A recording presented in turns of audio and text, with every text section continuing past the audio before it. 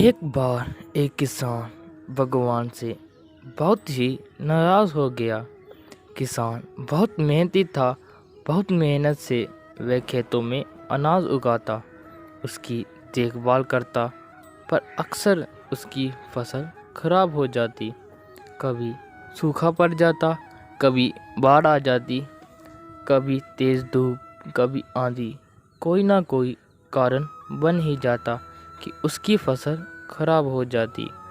एक दिन वह किसान गुस्से में आसमान की ओर देखकर भगवान से कहा, हे ईश्वर, आपको लोग सर्वज्ञाता मानते हैं कि आप सब जानते हैं। कहते हैं कि आपके इच्छा के बिना एक पत्ता भी नहीं हिलता, पर मुझे तो लगता है कि आप छोटी सी बात भी नहीं जानते। आपको तो ये भी नहीं पता कि खेती-बाड़ी कैसे करते हैं। अगर आप जानते होते तो हर समय जो बाढ़, आंधी और तूफान आते हैं वो कभी नहीं आते। आप नहीं जानते कि कितना नुकसान उठाना पड़ता है हम किसानों को। यदि आप मेरे हाथ में ये शक्ति दे दें कि जैसा मैं चाहूँ वैसा मैं मौसम कर दूँ, फिर आप देखना मैं अन्न के भंडार लगा दूँगा।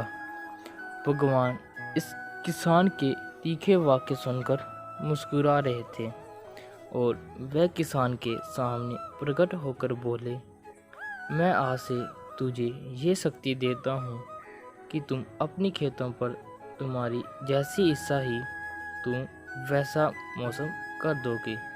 मैं बिल्कुल भी दखल नहीं दूंगा। तुम्हारी इच्छा से सब कुछ होगा। किसान बहुत खुश हो गया। किसान ने गेहूं की फसल अपनी खेतों में बोई।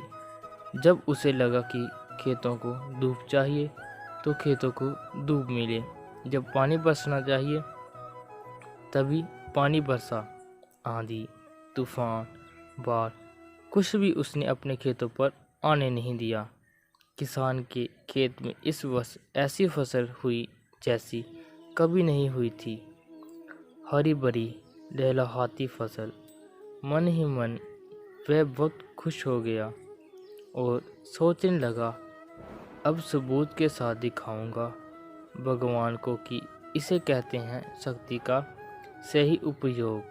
मेरी सफलता देखकर उन्हें अपने नियम जरूर बदलने पड़ेंगे। कुछ दिन गुजरे, फसल कटने को तैयार हो गई। किसान बहुत उत्सुकता के साथ फसल को काटने लगा, पर जैसे ही उसकी नज़र गेहूं की बालियों पर गई तो उसने अपना सिर पीट लिया और वह रोने चिल्लाने लगा। गेहूं की एक भी बाली के अंदर गेहूं का दाना नहीं। सारी बालियां अंदर से खाली थी। किसान बहुत दुखी हो गया। उसने भगवान को रोते हुए फिर पुकारा, हे प्रभु, तुमने ये मेरे साथ क्या किया? क्या तुमने मुझे कोई सज़ा दी? भगवान बोले, पुत्र, ये तो होना ही था। तुमने पौधों को संघर्ष करने का मौका ही कहाँ दिया। ना तो तुमने उन्हें आंधियों से जूझने दिया, ना तेज बारिशें सहने दिया और ना ही धूप में तपने दिया। एक भी चुनौती का सामना तुमने उन्हें नहीं करने दिया।